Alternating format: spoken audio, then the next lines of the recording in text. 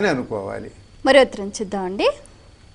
బెంగళూరు నుంచి జ్ఞానేశ్వర్ రాస్తున్నారు. శాలిగ్రామాలను నిత్యం ఏ విధంగా పూజించాలి తెలియచేయగలరు అంటూ రాస్తున్నారు.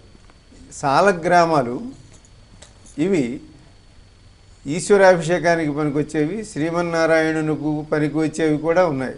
శివలింగములు, శాలగ్రామములు ఈ రెండు శిలారూపంగా ఉంటాయి కనుక వాటిని తగిన పాత్రలో ఉంచి వాటికి షోడశోపచార పూజా విధానంగా కానీ పంచోపచార పూజా విధానంగా కానీ వాటికి అభిషేకం చేసి స్నానం చేయించి ఈ క్రమంలో వాటిని మనం పూజించాలి. కాబట్టి మనకున్నటువంటి పూజ గదిలో వాటిని పెట్టి ఆ శాలగ్రామానికి రోజు అభిషేకం చేయాలి. ఏ శిలారూపమైన అనగా శివలింగమైనప్పటికీ శాలగ్రామమైనప్పటికీ చేసి శాలగ్రామ శిలావారి దాని నుంచి వచ్చినటువంటి నీరు చాలా పవిత్రమైనటువంటిది. పాపహారి విశేషత మన పాపములను పోగొట్టడానికి శాలగ్రామానికి మనం చేసిన అభిషేకం నుంచి తీసుకున్నటువంటి నీరు మనకు శారీరక మానసిక ఆరోగ్యాలని ప్రసాదిస్తుంది. కాబట్టి శాలగ్రామం ఎవరో ఇచ్చారని తెచ్చి ఇంట్లో పెట్టి మర్చిపోకూడదు. శాలగ్రామం మన ఇంట్లో ఉన్న శివలింగం మన ఇంట్లో ఉన్న దానిపైన కాసిని నీళ్లు పోయడం, అదే శాలగ్రామం అయితే గంధ పుష్ప అక్షతలతో దానికి చేయాలి. అదే శివలింగం అయినట్లయితే మనకు ఒక బిల్వం, మారేడు దళం మన ఇంట్లో లేకపోతే సువర్ణంతో బంగారు చిన్న మారేడు దళాన్ని చేసుకుని కానీ లేదా మారేడు ఆకులు మనం తెచ్చి పెట్టుకుంటే మారేడు దళములు తెచ్చి పెట్టుకుంటే ఆ తెచ్చి పెట్టుకునే ఆ రోజు వాడకపోయినా పర్వాలేదు, అవి నిన్నటివి మొన్నటివైనా పర్వాలేదు.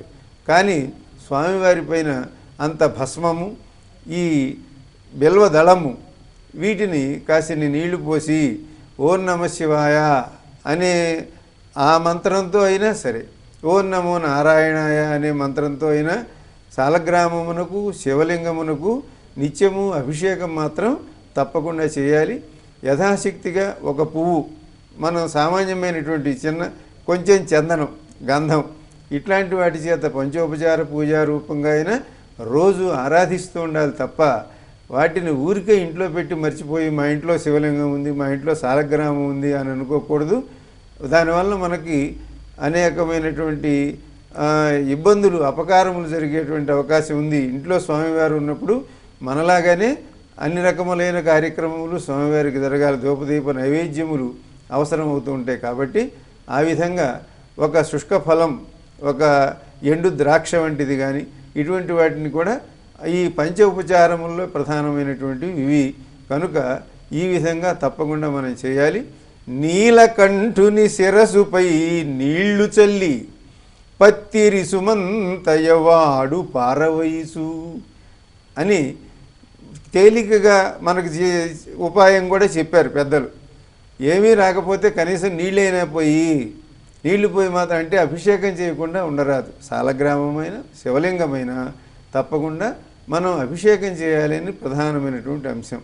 పత్తిరి సుమంతయవాడు పారవయసు కనుక దానిపైన ఒక పుష్పం అట్లాగే ఒక బిల్వదళం వీటిని పెట్టాలి. ఇవి చేయటం ద్వారా అలాగే స్వామివారికి నైవేద్యం చిన్న బెల్లం ముక్క కానీ లేకపోతే ఎండు ఫలములు కానీ ఇటువంటివి మనకి అందుబాటులో లేకపోతే రోజు దగ్గర పెట్టుకోవడానికి ఏ రోజుకి ఆ రోజు పక్క ఫలములు కానీ ఇటువంటివైనా నైవేద్యం తప్పకుండా ఉన్నంతలో మనం వీటిని ఈ విధంగా ఆరాధించాలి తప్ప ఊరికే ఇంట్లో పెట్టుకుని మర్చిపోకూడదు. అందరూ ఈ విషయం గుర్తు చేసుకోవాలి.